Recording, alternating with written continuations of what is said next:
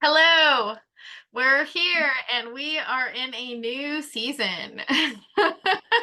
We are. We have transitioned from chakras to what? To Kitchen Witchery. That is correct.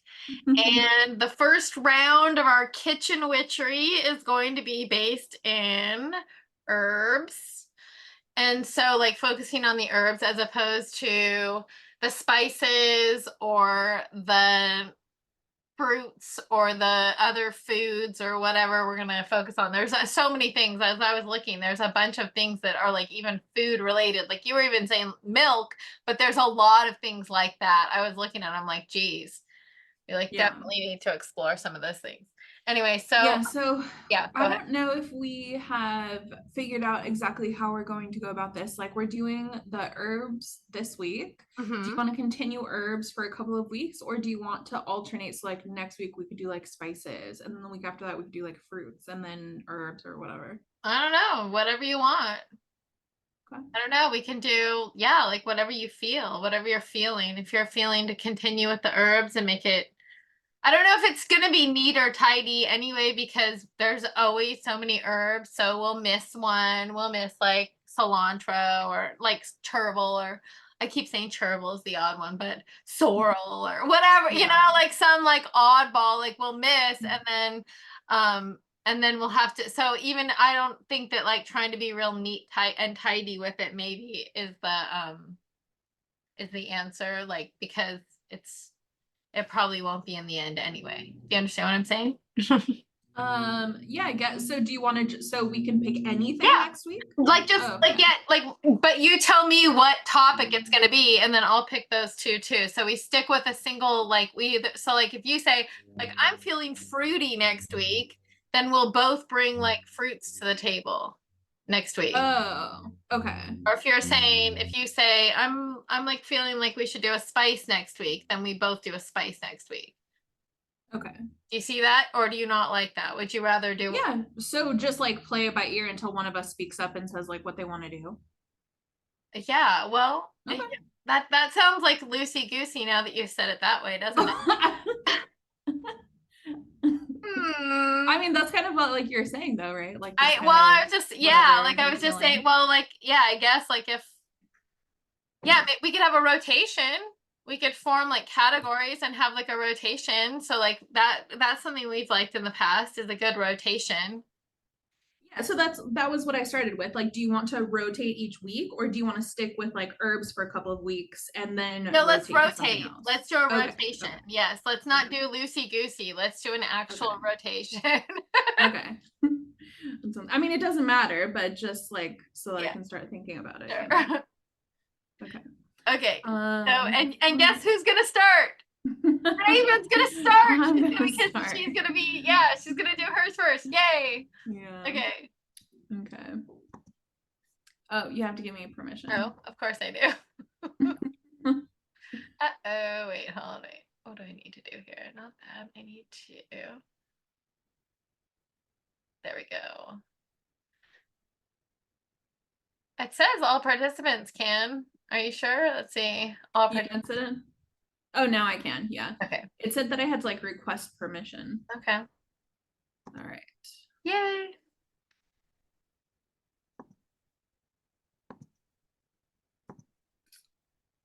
Okay. So, we're gonna start with Rosemary and Bay, starting off Woo, strong. woo, woo, woo. Rosemary I and Bill. know. I I'll put also you up feel like here.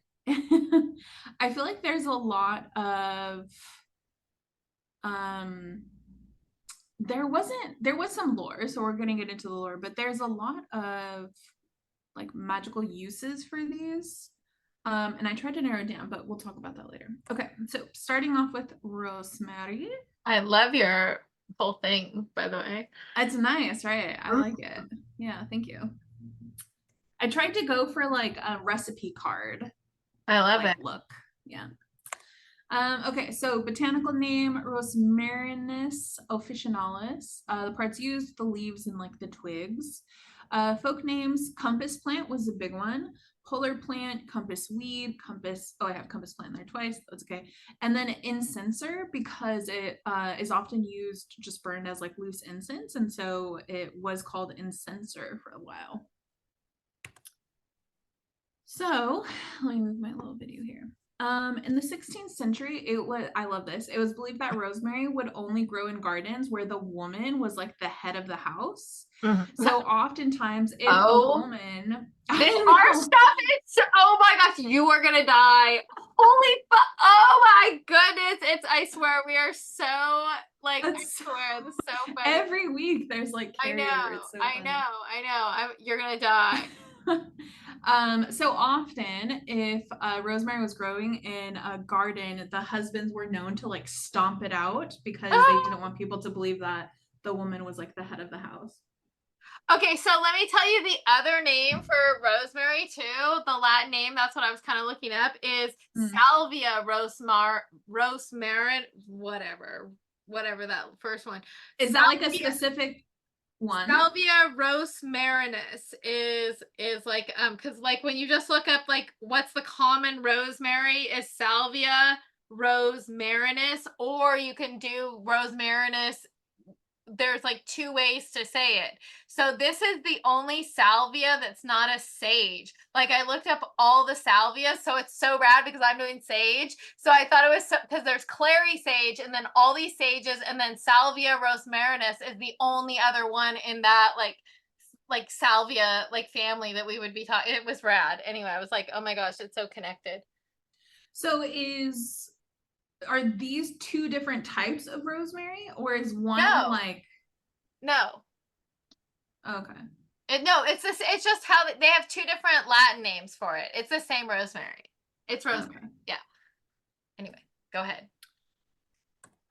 Okay, so then in Sicily, it was believed that the fae resided in the rosemary plant, and so then they could transform themselves into small snakes. And this, I should have put that in parentheses, but that was from Richard Folklard, which was in the book Plant Lore, Legends, and Lyrics, written in 1892. Oh, and hello everybody. This is Roz, and I announce her name because it's on her front of her thing anyway, so I feel like I can tell you that you may say, and featuring the voice of Roz. Exactly. Featuring the voice of Roz, she is joining us. So to offer her interesting opinion as well. So go ahead. I just dropped it. Okay, so it was believed that the Virgin Mary had like laid her cloak over a white flowering like variety of rosemary. So there's a lot of different types of like varieties of rosemary, just like we've talked about.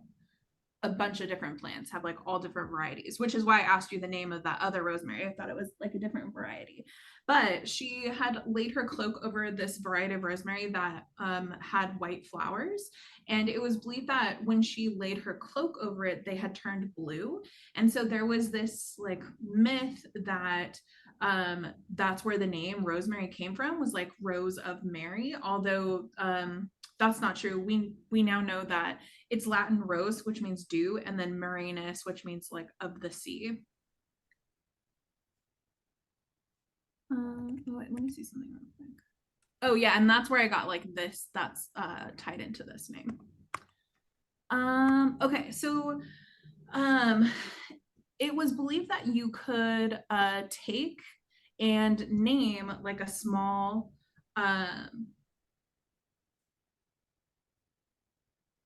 oh yeah, okay, so that's worded weird, but you can take different like sprigs from the same plant and then plant them individually in the same pot, and you would name them associated with like different men. So if I didn't know if I should marry like Bob or Tom, then I would name one sprig Bob and one sprig Tom and plant them in the same pot and see which one grows, and the one that grows is the one that I should marry.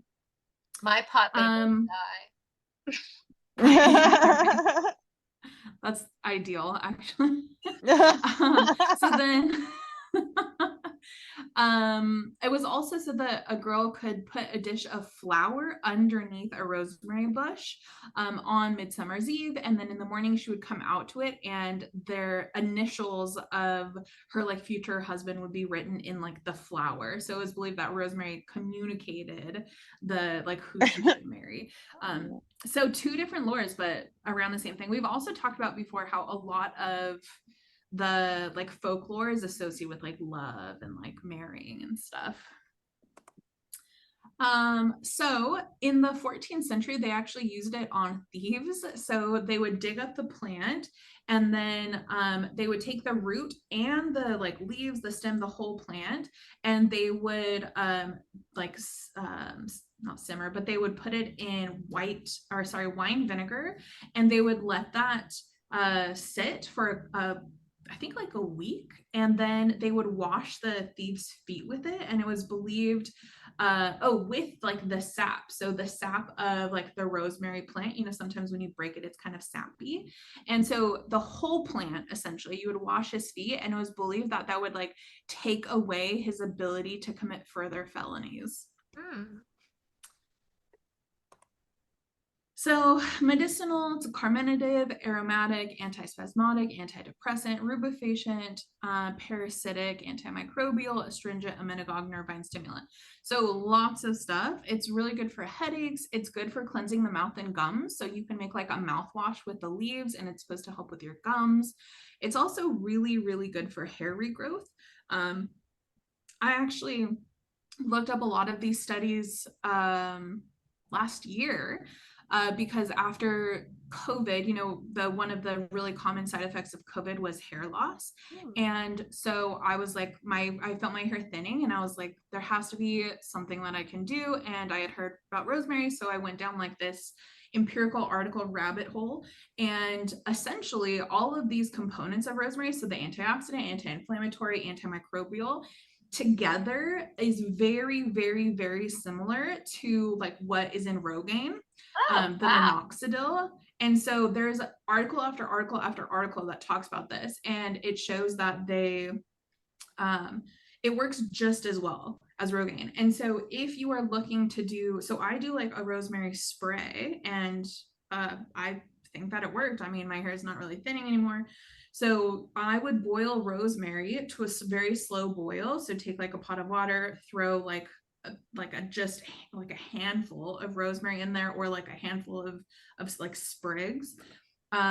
Bring it to a really slow boil, and then once it starts boiling, turn it off and let that sit for like a couple of hours. Strain it, put it into a spray bottle, and then you just like drench your head, especially on the roots, and let that sit for like a couple hours, and then wash your hair. So I love when that. I do my hair, yeah, it's really nice. The thing is, it only lasts for like 3 days before it starts getting kind of funky. So I would have to do like twice a week, but it's nice. And so I would do like an oil, like a coconut oil treatment from like here down, and then my rosemary spray treatment here, let all of that simmer and sit for a couple of hours, and then wash it off. And I like it a lot. Okay. So magically at weddings, it was like entwined into a wreath, and then the bride wore the wreath, or it was dipped in scented water, and the thing that scented the water was different. Oftentimes it was like rose water, different like floral waters. So you take the rosemary wreath, you dip it in the water, and then she would wear it. And then also you would take a rosemary branch and then tie it with silk ribbons of just like different colors. And that was presented as wedding guests, or to the wedding guests. So that was like the wedding favors, because rosemary was a symbol of like love and loyalty. It's also highly associated with memory. So both like increasing memory in general, and then also remembering a specific event. So like, let's say it's like your birthday, and your friends or your partner or somebody like brings you flowers, and it was a beautiful night, great memories, and you want to like remember this night, then you can put a sprig of rosemary in your flowers to help tie like the feelings of when you got the flowers, and like the emotions that came with it. It was also really commonly used in like burials, cremations, and burnings to tie the memory of those people to us. So like if somebody was getting buried, as their like coffin or body was being lowered into the floor, you would toss a sprig of rosemary so that you could continue remembering like the good memories with them. Same with like cremation, like you could, or burning, you could toss it like onto the body as they're being burned to associate the memory of that person. So overall, protection, purification, healing and rebirth, love and lust and sleep, which are kind of like the common ones other than sleep. And I think that we've talked about this before about how a lot of people just kind of lump the same like magical use into like all of these herbs. Like every herb is used for protection. Every herb is used for love. Every herb can be used for purification. So I listed all those out, but I also would disagree with some of them. I mean, to some extent, I think like the health is a good one, the sleep and like memory is good. But I don't know about like protection. So protection, I'll tell you why it's protection. Protection is because it's traditionally planted around churches. And it's like, and that's why it's like planted as a guardian, like a guardian plant to protect, or like that's why you'll always find it, like if, especially Episcopal churches, but other churches as well, it's like a traditional plant that you'll find around churches. And it's like always like that's the association. It's supposed to like protect the perimeter. It's a perimeter perimeter protector. Yeah, so I do talk about that a little bit too, but I think that there's also like something to be said about the different types of protection and how a lot of places just kind of like generalize protection in general. And I think that there's difference between like self-protection and like home protection. And also I would be curious to see like where that came from. Like why did they choose rosemary to plant as protection? So I don't know. But I do want to talk about burning it in the abalone shell. I do. So a lot of people would like burn it. You know, you could just take a dried sprig and light it and then put it in the abalone shell. A lot of people use abalone shells for like ashtrays and stuff. I don't like that. I have a very strong like aversion to that because I don't like combining something that is like a symbol of water with fire. I don't like that. And so I don't ever use abalone shells for like ashtrays or whatever. I'll use them as like a cup, but that is a common thing. So it's also often talked about being a substitute for any other herb. I don't think that we've talked about this before. I don't know how, if we haven't talked about this, I would be curious to see how you feel about this, Rebecca. I don't agree with that at all. I don't think that you can use like an all-purpose like herb for anything, but a lot of people online and in books say that it's like a substitute, and I'm like, I don't believe that at all. I don't think that that's true. For what? Like I haven't heard, there's some things that I haven't heard any mention of that I would like. I'm going to talk about some properties of some of my herbs, and I don't, how could you substitute rosemary for that? Like it doesn't like have that like chthonic energy or whatever, you know, like it doesn't, whatever.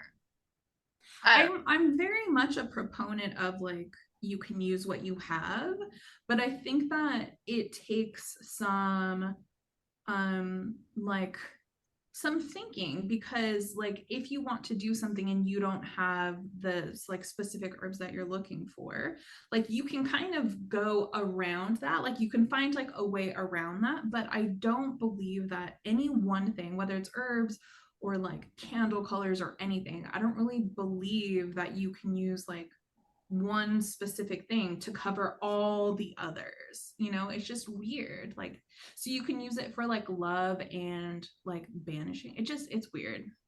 Yeah. So anyways, but people do talk about that with rosemary.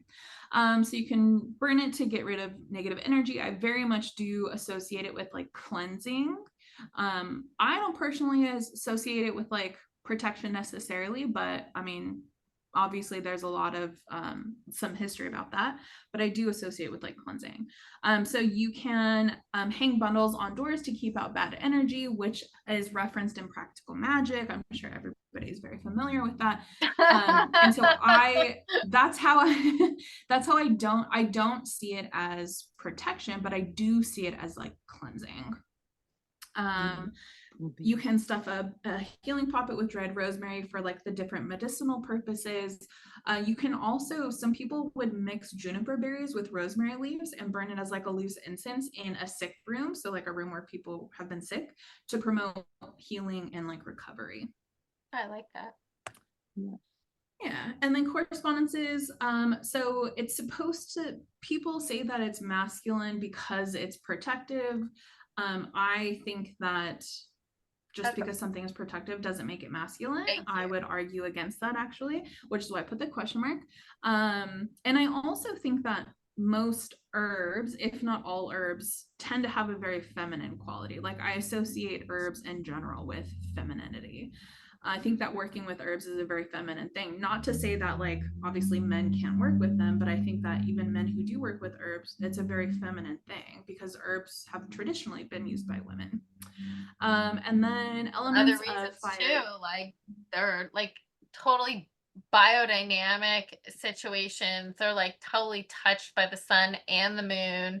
They like herbs are creative and verdant. They're like the empress. They're not like concrete.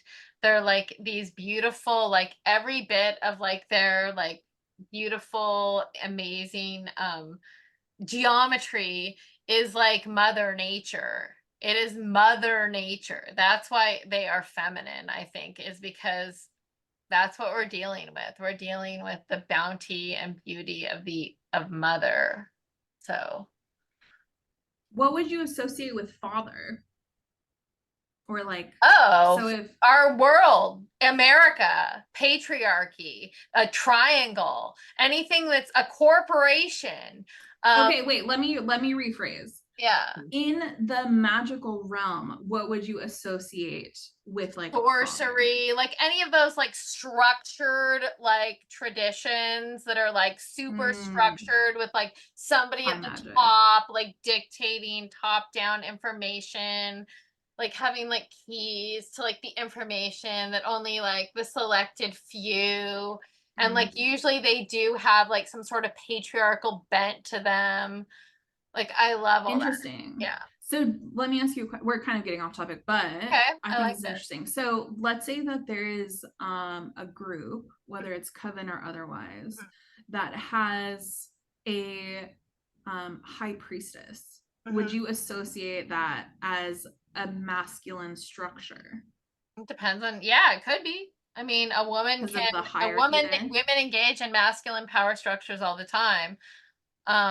Well, sure, but I'm just saying because now there's a hierarchy, right? Now there's a subordinates and like a higher power in the group. Yeah, like all of a sudden you've created a situation where the whole power dynamic isn't equal, like where there's not availability to everything. There's only like a select few special people get access to certain things. Like I think that that's like the definition. And the reason why I'm so like harsh about it is because literally like El kicked out Asherah, and that is why this is all the way it is because like one god and one like took over all the others. Like it's one god who took over all the others. This is why this all is. This is why we don't have polytheism. This is because one god did this. Okay. And it just swept over the Middle East. And his name was El. And he took over. So that's why this is. And so I'm negged because that's why we have a patriarchal power structure almost everywhere that's really hard to combat because we don't have mythologies to back it up, and we have to dig deep for them because we're not creating new ones. We're embroiled in the El mythology. So interesting. Yeah. It's interesting to see that we both associate herbs in general with like femininity in very different ways. Yeah, the masculinity of that is taking these feminine herbs and crushing them and making them drugs. Oh, yeah. I mean, I do crush them, but yeah. Well, I mean, yeah, not like, and, like yeah, not like, yeah, money. Not like, like crushing their spirits, almost like making them slaves. Like it's like when you like make like when you like take a, it's like you make a drug like almost like work too much. Like it's like, I don't know, you take its parts away from it, you like separate all its parts one from the other, you like do strange things. Like it's like the height of masculine identity. So then planets, sun and the moon, chakra, I don't know about that, I guess. Chakra's third eye and crown. Yeah, I'll what just do leave you that, I think guess. about all this? Anyway, Roz and Raven, I just babbled on. What do you guys think about it? About which About part of what? it? Yeah. About the whole thing about like plants being masculine or feminine, and about like why that's a case and why this. I mostly agree with you. Pretty much, yeah, pretty much everything. I was pretty much nodding my head along pretty much while both of you were talking. I definitely see them as feminine as well. And the work is feminine until you get into molecularizing it and turning it into something else. Just basically I agree. I have nothing else to add really. So I was just like, yeah, perfect. I don't really associate anything in the natural world. Well, Go ahead and finish your sentence and then go back and qualify it. I don't really associate anything in the natural world with masculinity. I think that there are some things that I would consider like gender neutral, like death. But I don't really associate anything in the natural world with masculinity. I think even like I think that like the planet is feminine and the herbs and like The the sun and the animals moon and the even, yeah, the sun, the moon.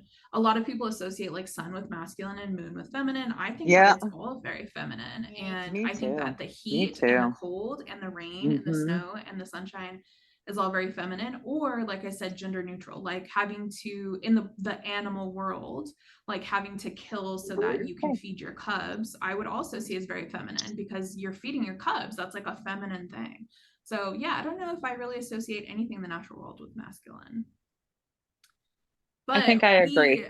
Me too. yeah, and the three of us have talked about this pretty extensively, which is why I think a lot of people might see that as like unbalanced, but I think that the feminine is balanced, right? We have the maiden, the mother, and the crone, which is balanced. We have the phases of our like menstrual cycle or lack thereof. Like it's all very balanced just within the feminine. I don't think you need masculinity to balance out femininity.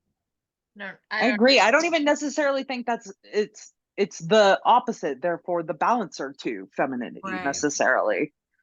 Yeah, agreed. Yeah. So interesting.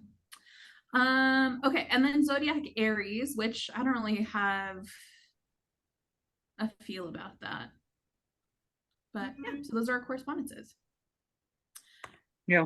Okay, so I wanted to add in something extra. So I give you some kitchen usage. So you can make rosemary bread for like health or love, or like to protect your home, because as it bakes in the oven, it's going to release all of the beautiful, wonderful smells. And I think that aromatic could protect your home. Or cleanse. Rosemary, orange peel vinegar in cleaning water, or put in your like floor wash. And then I've made rosemary gin before, which was phenomenal. Yes, that sounds good. That was so good. Okay, then we have Bay. And I want to warn you, we have less than 10 minutes as well. So okay, cool. Yes. It's technically called bay laurel, but most people just call it bay. So botanical name, Laurus nimbalis. Parts used, the bark, the berries, to an extent, but mostly the leaves. Folk names, bay tree, sweet bay is the most common, and then noble laurel. So laurel was used by Pythia, I think is how you say that, who was the high priestess of the temple of Apollo at Delphi. And so this, she was the oracle, essentially. So the high priestess allegedly like spoke the prophecies, and it was assumed that she would use laurel to inspire her, what they call divine frenzy. So it was believed she would chew on the bay leaves. Some accounts said that she would smoke them, like smoke and then inhale the incense, but most accounts said that she would like chew them. And then she would have her prophecies. And there's been some debate on this actually. So if you look at there's whole articles about this.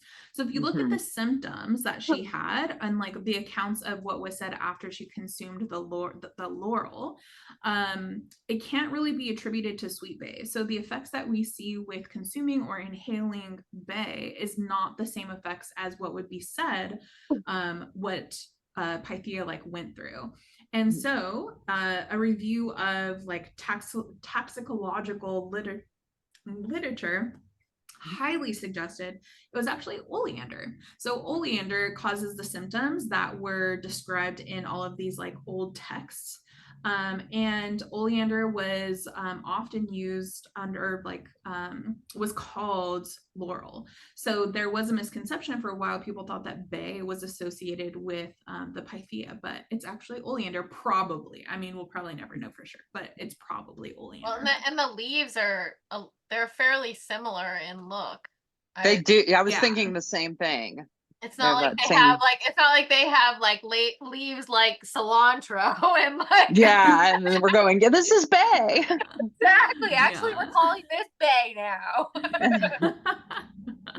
Yeah, I think it's good to know though, like the plant source. It is. I think it's very important, but they look the same. That's what I know. It's important to know that too, because there's always because oleander's toxic. So. And my mom used to tell me stories because they used to. In fact, they still do like line streets and freeways and fence hedges. It's everywhere. Yeah. And so my mom used to be careful when you like, if you like touch it and rub it and are around it, like don't put your hands in your mouth. And yeah. Anyway. I feel like that's just good advice for like a lot of plants too. I feel like a lot of people won't know what the plant is and they'll just go and like pick it and then rub their eyes or like things you have to tell me. You're doing, I'm like, that sounds like me. Don't put it in your mouth. Everything's like, don't put it in your stop mouth. tasting it. Exactly. Or if you're going to taste it, taste a going, small amount. Mom, why do you have cactus needles in your nose again? I was sniffing the cactuses. Sorry. Oh man. Okay, so then Daphne, who was a naiad nymph, naiad nymphs are water nymphs, of the land and river in Greece. So essentially, Daphne was a water nymph in a Greek river, and it was said that she was trying to escape Apollo, who was overly passionate. She had absolutely no interest in him, and so she basically took off, and he was pursuing her relentlessly, and she was so tired of running from him that she called out to Gaia, and Gaia answered her and turned her into a bay laurel tree. And when Apollo realizes, I don't think it says how he realizes, but he realizes that she had been turned into a bay, into bay laurel, that he then lovingly picked her leaves to make a wreath to wear on his head to honor her. And so I pose the question, how do we feel about Apollo plucking her leaves? We don't like it as much as we don't like him pursuing her. Yes, exactly. Apollo's a wretch. That's what I think. Yeah. I think we need somebody like Circe to come and like even the gods were afraid of her. And I was thinking, but so were the nymphs, because she would tear them asunder as well. Yeah. She was no. Yeah. But yeah, no, that is that story has always infuriated me, that he then gets to make the tree sacred to him and make the laurel leaf headgear becomes his symbol, and it's always grossed me out quite a bit. Atrocious. It is typical. Pretty atrocious. Rewarding assault. Yeah. Exactly. Rewarding assault with like your victim's body. Exactly. Yeah. Anyways. So then in the it was believed that Hermes invented fire by striking a pomegranate against bay laurel. And so I give you the little lines here. Then he gathered up a lot of wood and tried to figure out the art of fire. He took a laurel branch and struck it up and down on a pomegranate stick in his other hand. It breathed warm smoke. So it was Hermes who was the first to come up with fire and the way to make it. In an underground trench, he put all kinds of flammable material. The flame lit and sent far off a great blast of blazing fire. Wow. So associated with fire. Nice. So medicinal, carminative, aromatic, stomachic, astringent, and digestive. So it's been used to treat arthritis, headache, fungal diseases, cold, cataracts. I always feel weird when like medicinal texts and articles talk about putting things in your eyes. So go with God on that one. Okay, so let me tell you though, I made, and we've got like a minute and 48. So after this little story, maybe we shut down and come back. So but I had most instances of what is that? Bacteria in the eye. Is not bacteria though. It's a virus. Is like what is that shit when you get like that drippy eye, that big old like the pink eye thing? Yeah, like pink eye. And so most of it's a virus anyway. So we go running to the doctor and grab the antibiotics when mostly it'll resolve anyway. So when you try these, like when you make this tea, like I did just that, and I kind of just like pressed it like a poultice into my eye and let a little bit drip in like a tea of it. And sure as shit, it seemed to clear it up pretty well. So pretty quickly. So yeah, that's good. I am scared to put stuff in my eye. I mean, I would do like a poultice and keep my eye closed, but I don't know about like drops into my eye. Yeah, but I mean, you know, Mm. yeah. So you've never had to do eye drops for anything, like? I mean, I have like gotten eye drops from like the doctor, I guess, but I don't know. It's not very often. I think pink eye when I was like a teenager was the last one. I'm kind of weird about eye stuff anyway. Okay.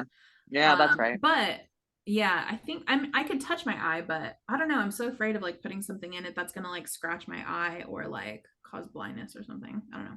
But anyways, yes, we have less than a minute. So we'll see you in the next one. Okay. See you on the next one. Okay. Bye.